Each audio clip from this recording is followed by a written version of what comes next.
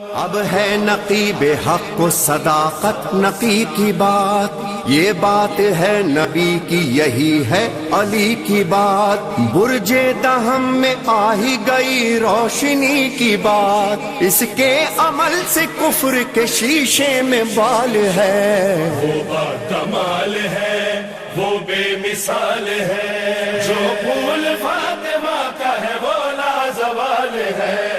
رسول اللہ کے 10ویں جانشین امام علی النقی الہادی علیہ الصلوۃ والسلام، اللہم صلی علی محمد وآل محمد، کے مولا کی جانب سے ملنے والے بے شمار ہدیوں میں سے 2 ہدیے بہت زیادہ قیمتی ہیں اور انہیں بار بار آج کے زمانے میں دہرانے کی ضرورت ہے، جب غلو و تقصیر یعنی غالی یا مقصر کسی کو قرار دینا، اس کی بحث اپنے پیک پر ہے سوشل میڈیا پر، اور شیعوں کے درمیان ہی آپس میں بحث بہت زیادہ ہو رہی ہے۔ اس زمانے میں بہت زیادہ ضروری ہے کہ خود احادیث امام کی طرف رجوع کیا جائے، اور اس میں امام علی نقی علیہ السلام کا کردار اتنا زیادہ اہم ہے کہ انہوں نے 2 ایسے قیمتی تحفے ہم اور آپ کو پیش کیے کہ اگر ہم اسے سمجھ جائیں تو پھر امامت کے بارے میں جو معرفت حاصل ہو ہی نہیں سکتی جب تک کہ کوئی ان دونوں سے نہ گزر جائے، اور امامت کی شناخت بقدر امکان جو بقدر انسانی ممکن ہے وہ ہو جائے گی، اور انسان کم سے کم اس غلوف کی لائن کو سمجھ جائے گا اور تقصیر کسے کہتے ہیں اسے سمجھ جائے گا۔ اگر کوئی زیارت جامع کبیرہ کو بار بار پڑھے اور اس کے مطالب کو اخذ کرنے کی کوشش کرے، اور زیارت روز عید غدیر تعلیم کردہ امام علی نقی علیہ السلام کو روزانہ پڑھے، روزانہ بھی پڑھی جا سکتی ہے زیارت عید غدیر، لیکن کم سے کم غدیر کے دن ضرور پڑھنا چاہیے، اور ہم انشاءاللہ غدیر کی محفل میں اس کا حوالے آپ کے کریں گے کہ ہم اس حوالے سے تھوڑی سی بات کریں گے۔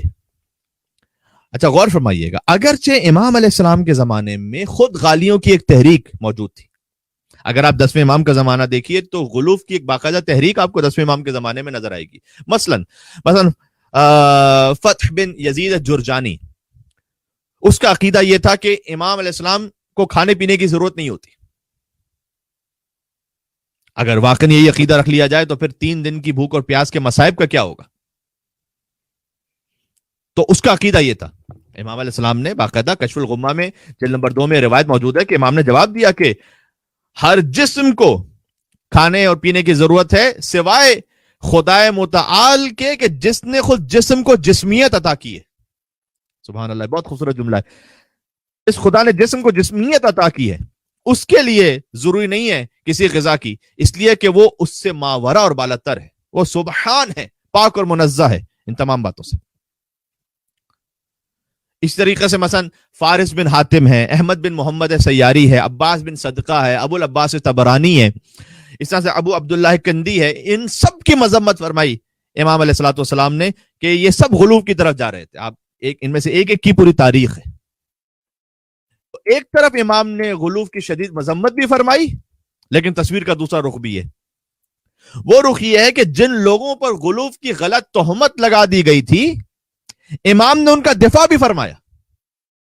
دیکھیں، دونوں اپنے مقام پر اہم باتیں، ایک طرف سے یہ کہ غلوف کی مذمت بھی کی، اور زیارت جامع کبیرہ اور زیارت روز عید غدیر ان جیسی زیارات سے سمجھا دیا کہ دیکھو ہو سکتا ہے تم کسی بات کو غلوف سمجھ رہے ہو لیکن وہ عین ایمان اور عین حقیقت ہے، وہ غلوف نہیں ہے۔ ابھی میں کچھ ترجمہ آپ کی خدمت میں عرض کرتا ہوں۔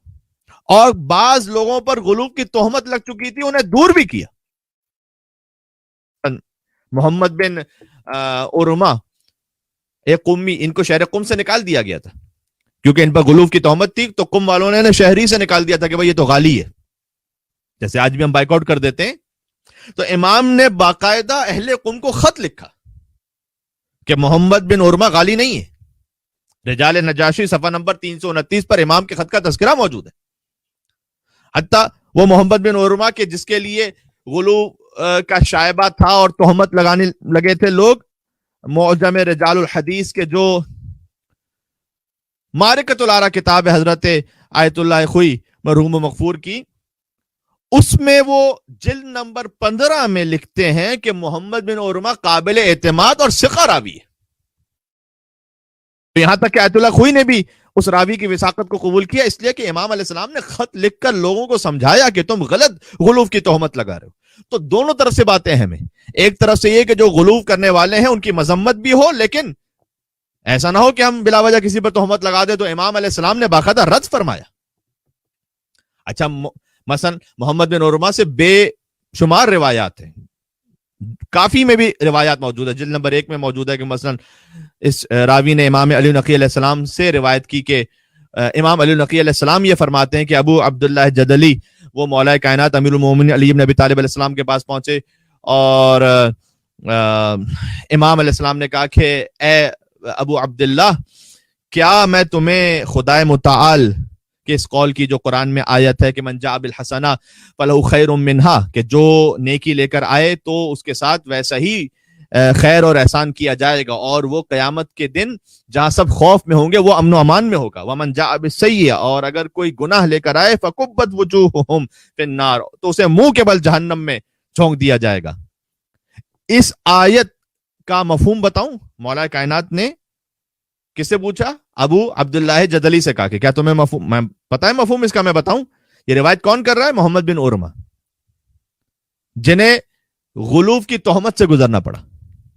کیوں؟ اس لیے کہ مثلا یہ روایت آپ سن لیجیے، امام نے کہا کہ کیا میں تمہیں بتاؤں کہ اللہ یہ کہہ رہا ہے کہ جو نیکی لے کر آئے گا وہ قیامت کے دن امن و امان میں ہوگا، جو گناہ لے کر آئے گا اسے منہ کے بل جہنم میں ڈال دیا جائے گا۔ سورہ نمل کی آیت نمبر 90 ہے یہ۔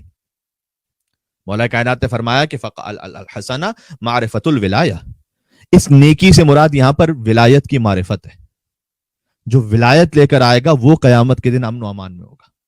اور پھر امام نے آگے فرمایا کہ وحبنا اہل البیت، اور ہم اہل بیت کی محبت ہے اس نیکی کا مطلب۔ اور جو سیئہ ہے گناہ، کہ اگر کوئی گناہ کے ساتھ آئے گا منہ کے بل جہنم میں جائے گا، اس سے مراد انکار الولایہ، اس سے مراد ولایت کا انکار ہے۔ تم اسے فروع دین میں نہ لے کے جاؤ، یہ اصول دین کی بات ہو رہی ہے یہاں پر۔ اب چونکہ محمد بن عروہ نے روایت نقل کر دی لہذا لوگوں نے غالی کہنا شروع کر دیا۔ بات واضح ہو رہی ہے؟ میں جملہ اس کرنا چاہتا ہوں، دشمنی جو ہے اپنی نصیریت تک رکھیے، اس کو بڑھا کر ہر اس خطیب تک نہ لے کر جائیے جو آپ کی مرضی کی مجلس سے نہ پڑھتا ہو۔ بہت اہم ہے، اور اس پر مزید بھی گفتگو ہو سکتی ہے، کبھی اور کروں گا انشاءاللہ آپ کی خدمت میں۔ غلو اور نصیریت تک اپنی مخالفت رکھیں، لیکن ہر وہ خطیب اور عالم کہ جو ہمارے مزاج کی مجلس نہ پڑھتا ہو یہ نصیری ہے، یہ غالی ہے، نہ لے کے جائیے۔ ہر اسٹیبلشمنٹ کے پاس کچھ کارڈ ہوتے ہیں، جیسے کہ اگر پاکستان میں کسی پہ کوئی الزام لگانا ہو تو کئی مرتبہ اسے کہہ دیا جاتا ہے کہ یہ انڈین ایجنٹ ہے۔ کیوں؟ اس لیے کہ اسے کسی معاملے میں پھنسانا ہے۔ اور اسی طریقے سے وائس ورثہ انڈیا میں اگر کسی کا کوئی پولیٹیکل معاملہ ہے، کوئی مذہبی معاملہ ہے، اس سے وہ پکڑا نہیں جا رہا، اس پہ الزام لگا دیتے ہیں کہ بھئی یہ پاکستان کا ایجنٹ ہے۔ تو ہر ایک کے پاس کہیں نہ کہیں کوئی کارڈز ہوتے ہیں کھیلنے کے لیے۔ اب وہ زندگی پر صفائی دیتا پھرے کہ میں ایجنٹ نہیں ہوں، ہوتا ہے نا اس طریقے سے۔ کئی مرتبہ توہین رسالت کے قانون پر بھی پاکستان میں ایسا ہوتا ہے کہ بھئی دو افراد کا ذاتی معاملہ تھا، ایک نے دوسرے پر توہین رسالت کا الزام لگا دیا، اب وہ زندگی پر اپنی جان بچاتا پھرے اس لیے کہ کہیں نہ کہیں کوئی اس کو قتل کر دے گا، اور صفائیاں دیتا پھرے کہ نہیں میں رسول اللہ کا ماننے والا ہوں۔ اسی طریقے سے غلو اور نصیریت کا کارڈ کبھی یوز ہوتا ہے۔ جو عالم ہمارے مطلب کی بات نہ کر رہا ہو، ہمیں پسند نہ ہو، کہیں سے گھما پھرا کر کبھی اس کے کچھ ایسے کلپس نکال کر کے جو سیاق و سباق سے ہٹ کر ہو، اس پہ غلو اور نصیریت کا الزام لگا دو۔ اب وہ زندگی پر صفائی دیتا پھرے کہ نہیں بھائی میں علی اللہ نہیں کہتا، میں علی ولی اللہ کہتا ہوں۔ جو سلام کے بعد بھی یہ علی مدد کہے، فرض کیجئے میں فقط سلام کہتا ہوں السلام علیکم، لیکن اگر وہ کہہ دیتا ہے السلام علیکم یا علی مدد، تو میں کہہ دیتا ہوں وعلیکم السلام مولا علیہ السلام مدد۔ اس میں نصیریت کہاں سے آ گئی؟ آپ کو اس کے ذاتی فعل پر اختلاف ہو سکتا ہے، لیکن نصیریت کہاں سے آ گئی جو علی ولی اللہ کہنے والا ہے؟ تو غلو اور نصیریت سے ہمیں بچ کے بھی رہنا ہے۔ ساتھ میں اگر کسی پر غلط تہمت ہے تو نہ صرف یہ کہ خود غلط تہمت نہیں لگانی، بلکہ اگر غلط تہمت لگا دی گئی ہے امام نے دفاع فرمایا ہے نا۔ اور انہی حالات میں جب غلو و نصیریت کی بحث ہو رہی تھی، سبحان اللہ، امام نے زیارت جامع کبیرہ بھی تعلیم دے دی۔ ہو سکتا ہے کہ کوئی اپنے عقل سے سوچتا کہ کاش امام کسی اور زمانے میں زیارت جامع کبیرہ تعلیم فرما دیتے کہ کہیں ان نظریوں کو یا ان غالیوں کو موقع تو نہ مل جاتا۔ امام نے کہا نہ، ہم اپنے فضائل کے بیان پر کوئی کمپرومائز تھوڑی کریں گے۔ اور تم سمجھو کہ غلو کیا ہے، زیارت جامعہ سے سمجھو کہ غلو کیا ہے. زیارت جامعہ کا کوئی عادی ہو جائے سبحان اللہ اسے 1000 شہیدوں کا ثواب ملتا ہے. علماء کرام نے بیان فرمایا اور امام علی النقی علیہ السلام نے زیارت جامعہ کبیرہ خود لکھوائی. اس لیے آپ سے گزارش یہ ہے کہ اسے بار بار پڑھیں اور اس کا ترجمہ اس پہ غور کیجیے. دیکھیں گے جب متوکل قبر امام حسین علیہ السلام کو کھود رہا تھا لوگ گھبرا گئے تھے. 10ویں امام کے زمانے کی بات ہے کہ مولا اب تو قبر کھود رہی ہے. امام نے اس وقت بیان فرمایا کہ تمہاری تکلیف شرعی فعلاً یہ نہیں کہ تم متوکل سے جا کے لڑو، لیکن میں تمہیں ایک ایسی زیارت تعلیم دے رہا ہوں کہ تمہارے دل میں جو قبر امام حسین علیہ السلام ہے اس کی طرح متوجہ ہو کر زیارت پڑھو، تاکہ دل میں جو عقیدہ ہے یہ مستحکم ہو سکے. قبر امام حسین علیہ السلام کو اگر وہ نقصان بھی پہنچائے گا وہ پھر آباد ہوگی، لیکن اگر دل کا عقیدہ اس کی بنیاد کمزور پڑ گئی تو پھر ایمان نہیں سنبھل پائے گا. اس لیے زیارت جامع کبیرہ پڑھو. سبحان اللہ. آج اس مسرت کا اظہار جو مولا کی ولادت کا دن گزرا ہے زیارت جامع کبیرہ پڑھ کے کر سکے، اس لیے کہ مسرت کا کمال معرفت ہے. کہ کچھ باتیں ہم حضرت علامہ رشید ترابی صاحب مرحوم مغفور علی اللہ مقامہ کہ اس شہرائے آفاق تقریر سرچ کر رہے ہیں کہ جس میں خود انہوں نے زیارت جامع کبیرہ پہ بات کی، اور ان کی گفتگو سے اندازہ ہوتا ہے کہ ان کی سابقہ گفتگو جو بظاہر اس وقت ریکارڈڈ نہیں اویلیبل، لیکن ان کی کسی گفتگو پر ان پر بھی غلو کی تہمت لگی تھی کہ علامہ رشید ترابی صاحب نے بہت غلو کر دیا نعوذ باللہ، تو انہیں زیارت جامع کبیرہ پر تقریر کرنا پڑی. تو مسرت جو ہے نا، جو خوشی، اس کا کمال اس وقت ہوتا ہے کہ جب معرفت کمال پر ہو. معرفت کو بڑھانا امام کی، آئیے زیارت جامع کبیرہ پڑھیں. مسرت عقلی کیا ہے؟ کسی معمے کا حل ہو جانا. عید عقلی کیا ہے؟ کسی چھپی ہوئی بات کا کھل کر ظاہر ہو جانا. آپ پر بہت سے چھپے ہوئے راز آشکار ہو جائیں گے اگر آپ زیارت جامع کبیرہ پڑھیں گے. زیارت شروع ہوتی ہے السلام علیکم یا اہل بیت النبوہ. امام جعفر صادق علیہ السلام فرماتے ہیں کہ سلام اللہ کے ناموں میں سے ایک نام ہے، لیکن یہ وہ رحمت ہے کہ جو اس نے اپنے بندوں کو عطا کی ہوئی ہے، اور اسے عطا کر کے بندوں کو آزمایا ہے کہ کون اس سلام کے لفظ کو صحیح استعمال کرتا ہے. یعنی لفظ بدل دوں، کون استحقاق رکھنے والی شخصیات کو علیہ السلام کہتا ہے. سبحان اللہ. امام نے فرمایا السلام علی محل معرفت اللہ. سلام و اللہ کی معرفت کے مکانوں پر. یہ زیارت جامع کبیرہ پڑھنا. وَمَسَاكِنَ بَرَكَتِ اللَّهِ وَمَعَادِنَ حِكْمَتِ اللَّهِ وَحَفَظَةِ سِرِّ اللَّهِ وَحَمَلَةِ کتاب اللہ. کتاب خدا کو حمل کرنے والوں پر سلام ہو.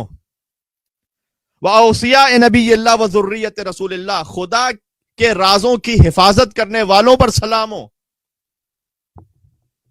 یقین جانیے آج کتنے سو کالڈ شیعہ ایسے ہوں گے جن کے سامنے اگر یہ کلام پڑھ دیا جائے نا امام کا فقط نام لیے بغیر، ہو سکتا ہے وہ غلو یا نصیریت کا فتویٰ دے دیں کہ اللہ کے راز کی حفاظت کرنے والے کیا مطلب؟ اس لیے کہ انہوں نے زیارت جامع کبیرہ نہیں پڑھی، اس لیے کہ انہوں نے امام کا کلام نہیں پڑھا.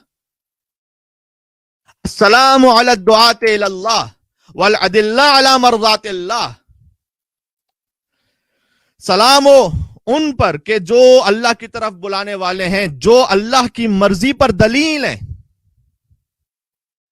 یہ امام کے الفاظ پڑھ رہا ہوں اس لیے کہ ابن ابی لدید معتزلی کی طرح اگر میں خود اپنے الفاظ وضع کروں گا تو گونگا ہو جاؤں گا.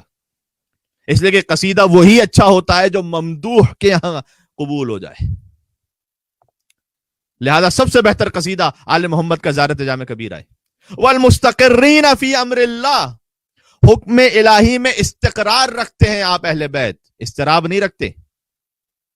والتامین فی محبت اللہ. محبت الہی تماماً آپ کے پاس ہے. والمخلصین فی توحید اللہ. جو توحید خدا میں خالص اور مخلص ہیں.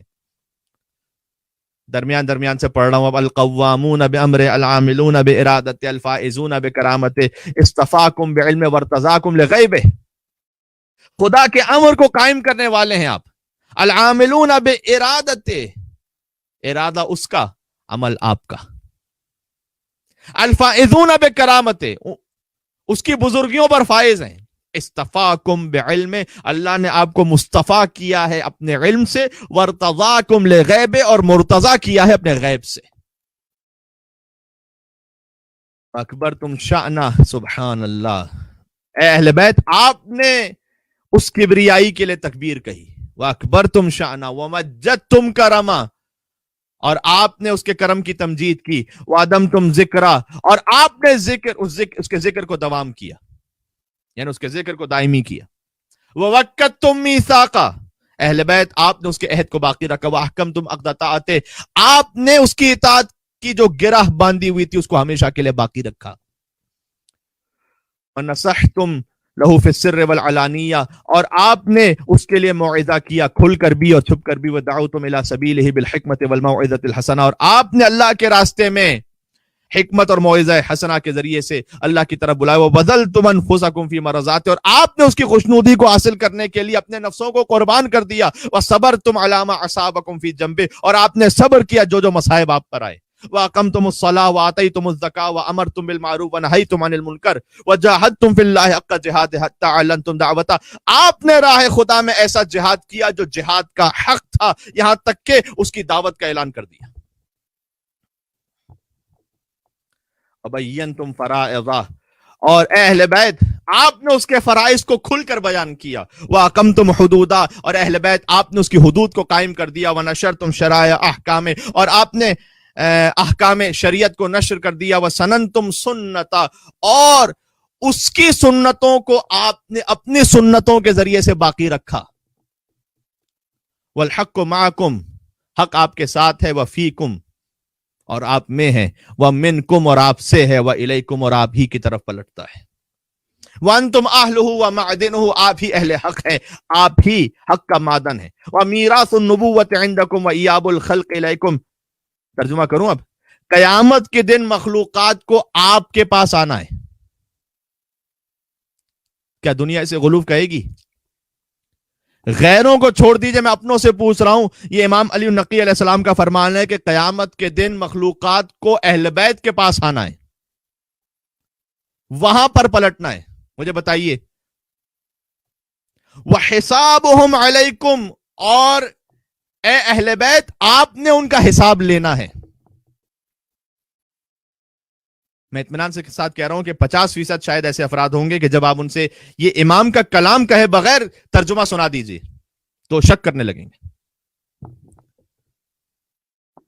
وہ میزان ہے، یہاں برابر سے بات ہو رہی ہے، اس طرح سے کہ غلوف کی مذمت بھی ہے لیکن غلوف ہے کیا اسے سمجھنا بھی ضروری ہے، وَفَصْلُ الْخِطَابِ عِنْدَكُمْ، اور فیصلہ آپ کا ہوگا قیامت میں، فیصلہ تو اللہ کا ہے، اب میں یہاں سنیوں سے بات نہیں کر رہا، میں شیعوں سے بات کر رہا ہوں، وَآيَاتُ اللَّهِ لَدَيْكُمْ، اور اللہ کی نشانی آپ کے پاس ہیں، وَعَزَائِمُهُ فِيكُمْ، اور اس کی عظیمتیں آپ کے پاس ہیں، وَنُورُهُ وَبُرْهَانُهُ عِنْدَكُمْ، اس کا نور اور برہان آپ کے پاس ہے، وَأَمْرُهُ إِلَيْكُمْ، اور اللہ کا امر آپ کی طرف ہے، من والاکم فقد وال اللہ ومن عاداکم فقد عاد اللہ، یہ محبت کا بیان ہے، جس نے آپ کو دوست رکھا اس نے خدا کو دوست رکھا، ومن احبکم فقد احب اللہ ومن ابغضکم فقد ابغض اللہ ومن اعتصم بکم فقد اعتصم باللہ، جس نے آپ کا دامن تھام لیا اس نے اللہ کا دامن تھام لیا،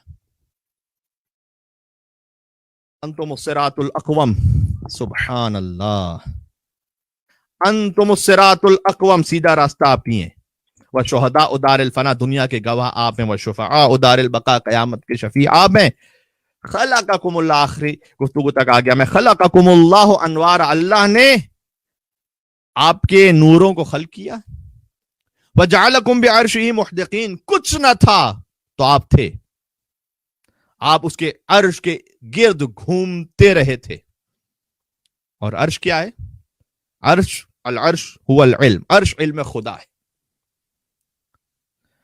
حتی من علینا بکم، یہاں تک کہ اللہ نے ہم پر یہ احسان کیا، فجعلکم فی بیوت اذن اللہ ان ترفع ویذکر فی اسمہ، کہ اللہ نے اس نور کو منتقل کرتے کرتے ان مکانوں میں رکھ دیا جن مکانوں کو بلند ہونے کی اجازت ملی تھی، جن کا ذکر بلند کرنے کی اجازت ملی تھی، وجعل صلاتنا علیکم وما خصنا به من ولایتکم طیبا لخلقنا، اور اللہ نے ہم پر یہ احسان کیا کہ ہمارا آپ پر درود بھیجنا ہماری ولادت کی طہارت کا باعث بن گیا،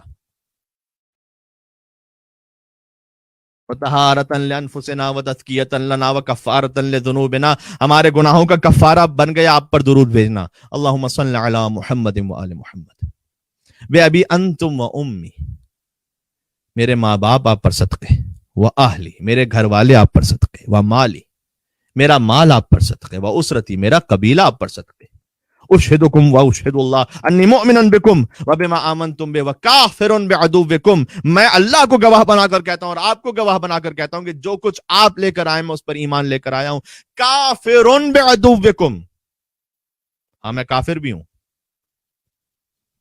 کافر کہتے ہیں نا لوگ شیعیان حیدر کرار کو، جی کافر ہیں ہم، لیکن کافر بعدوکم، ہاں میں کافر ہوں مگر آپ کے دشمن کا کافر ہوں۔ انتم نور الاخیار وہدات الابرار وحجج الجبار، ہر نیک بندے کا نور آپ ہیں، نیک بندوں کے ہادی آپ ہیں، جبار کی حجتیں آپ ہیں۔ اور اس کے بعد امام علی نقی علیہ السلام کی زبان مطہر سے جملہ جاری ہوا، بکم فتح اللہ وبکم یختم، یہیں پر بات ختم کروں گا۔ اللہ آپ سے ابتدا کرتا ہے اور اللہ نے آپ ہی پر ختم کرتا ہے، گویا اللہ نے آپ سے ابتدا کی ہے، اللہ آپ ہی پر ختم کرے گا۔ بتلائیے کیا یہ فضائل سب کو ہضم ہو پاتے ہیں؟ نہیں۔ لہذا حضور نے فرمایا تھا کنت نبیا وآدم بین الماء والطین، میں اس وقت نبی تھا کہ جب آدم پانی اور مٹی کے درمیان تھے۔ یہاں امام نے زیارت جامع کا کبیرہ میں کہا بکم فتح اللہ، اللہ آپ سے ابتدا کرتا ہے۔ اور جب کسی نے میرے مولا علی علیہ السلام کے سامنے کہا کہ آپ کے بھائی رسول اللہ یہ کہا کرتے تھے کہ کنت نبیا وآدم بین الماء والطین، میرے مولا نے دفعتاً جواب دیا کہ ہاں، اور میں یہ کہتا ہوں کنت ولیا وآدم بین الماء والطین، اللہ اکبر، میں اس وقت بھی ولی تھا کہ جب آدم بنے نہیں تھے، پانی اور مٹی کے درمیان تھے، میں ولی تھا، یعنی میں مولا تھا۔ جملہ کہنے لگا ہوں، علی مولا پہلے سے ہیں، غدیر میں نبی نے مولا بنایا نہیں ہے، غدیر میں نبی نے مولا دکھایا ہے۔ ظاہر ہے کہ امام بارگاہ میں گفتگو ہو رہی ہوتی تو کسی اور ہی شان و شوکت کے ساتھ ہو رہی ہوتی، بہرحال اب اپنے کمرے اور حجرے سے ہی بات ہو رہی ہے، لیکن آپ قبول فرمائیں گے وہ بکم ينزل الغیث، کتنا آگے پڑھتا چلا جاؤ، آپ ہی کی وجہ سے اللہ ابر برساتا ہے، وہ بکم ينفس الہم ویکشف الضر، کہ بلائیں دور ہوتی ہیں آپ کی وجہ سے، بیماریوں کو شفا ملتی ہے، اے اہل بیت آپ کی وجہ سے، واشرقت الارض بنورکم، اور زمین روشن ہے آپ کے نور کی وجہ سے، وفاز الفائزون بولایتکم، کامیاب ہونے والے کامیاب ہیں آپ کی ولایت کی وجہ سے، ذکرکم فی الذاکرین، آپ کا ذکر کرنے والوں کی زبانوں پر ہے، واسماؤکم فی الاسماء، آپ کے نام سب ناموں میں ہیں، آپ کے نام سبھی ناموں میں ہیں۔ اس کی تشریح پھر کبھی اور صحیح، لیکن اتنا ضرور ہے کہ حضور نے علی ابن ابی طالب علیہ السلام سے کہا تھا کہ کنت مع الانبیاء سرا ومعی جہرا۔ ترجمہ کرنے سے پہلے ریفرنس دے دوں، جا کے فرید الدین عطار نیشاپوری کی مظہر العجائب و مظہر الاسرار صفحہ نمبر 162 پر دیکھ لیجئے گا، اور جا کے ملا فتح اللہ کاشانی کی زبدۃ التفاسیر جلد نمبر 7 صفحہ نمبر 269 پر دیکھ لیجئے گا کہ حضور نے علی ابن ابی طالب سے ارشاد فرمایا تھا کہ اے علی، آپ تمام انبیاء کے ساتھ تھے سرن چھپ کر، و معی جہرا، اور میرے ساتھ ظاہر ہو کر۔ اب سمجھ میں آیا امام علیہ السلام کیوں کہہ رہے ہیں اے اہل بیت اس طرح سے ہمیں سلام کرو؟ سارے ناموں میں آپ کے نام موجود ہیں، یاد ہے آدم علیہ السلام میں آپ کا نام ہے، نوح علیہ السلام میں آپ کا نام ہے، ابراہیم علیہ السلام میں آپ کا نام ہے، موسیٰ علیہ السلام میں آپ کا نام ہے، عیسیٰ علیہ السلام میں آپ کا نام ہے۔ وارواحکم فی الارواح وانفسکم فی النفوس واثارکم فی الاثار وقبورکم فی القبور۔ زیارت آگے بڑھتی ہے اور آگے آنے والے کسی نہ کسی سلسلے میں اور مزید اس کو عرض کرنے کی کوشش کروں گا۔ اللہ سبحانہ و تعالی ہمیں غلو و نصیریت سے بچا کر رکھے اور ساتھ میں تقصیر سے بچا کر رکھے، اس لیے کہ اہل بیت علیہ السلام کے حقیقی فضائل سمجھنے سے ہم سب قاصر ہیں، واقعاً سب قاصر ہیں، اور جو اپنے آپ کو قاصر نہ سمجھے در حقیقت وہی مقصر ہے۔ صراط مستقیم پر چلنے کی توفیق عطا فرمائے، زیارت جامع کبیرہ سے انشاءاللہ اپنے آپ کو وابستہ رکھنے کی توفیق عنایت فرمائے۔ زیارت روز عید غدیر آپ ضرور پڑھیے گا انشاءاللہ غدیر کے دن، اسے پڑھنے کی اور انشاءاللہ اس سے معانی کو اخذ کرنے کی توفیق عنایت فرمائے، ہماری حاجات کو پورا فرمائے۔